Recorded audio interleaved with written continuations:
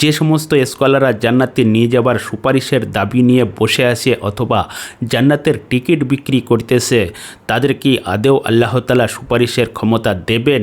নাকি মহান আল্লাহ তাআলা পবিত্র কোরআনে অন্য কথা বলেন?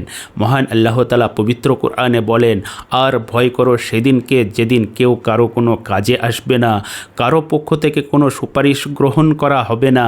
এখানে মহান আল্লাহ তাআলা পরিষ্কার জানিয়ে দিলেন, কারো পক্ষ থেকে কোনো সুপারিশ গ্রহণ করা হবে না, আর কারো পক্ষ থেকে কোনো বিনিময়ও নেওয়া হবে না, আর তারা সাহায্য প্রাপ্তও হবে না।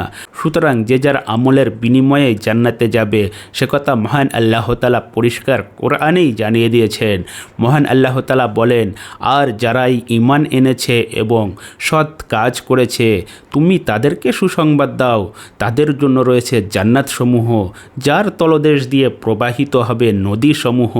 সুতরাং মহান আল্লাহ তাআলার ওয়াদা, যারাই ঈমান এনেছে, এখানে জাতি ধর্ম বর্ণ নির্বিশেষে মহান আল্লাহ তাআলা বলে দিয়েছেন, যারাই ঈমান এনেছে এবং সৎ কাজ করেছে তারাই যাবে জান্নাতে।